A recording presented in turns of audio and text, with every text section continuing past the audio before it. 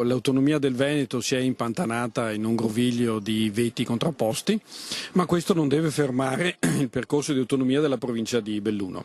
È Andrea Bona, neoeletto presidente del movimento autonomista bellunese Bard, a rivolgere l'ennesimo appello accorato al presidente del Veneto Luca Zaia perché il referendum dal risultato plebiscitario votato nel giorno dello storico doppio appuntamento del 22 ottobre 2017 finora è rimasto lettera morta e la provincia di Belluno ha assoluta necessità di una forma evoluta di autonomia. E se uno decide di essere autonomista, deve essere autonomista a tutti i livelli. L'autonomia vuol dire responsabilità, come ci insegnano i nostri cugini a Bolzano e a Trento.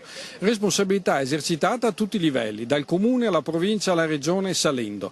Più piccolo è l'ente burocratico, meglio si amministra, meglio funziona e più vicino ai cittadini.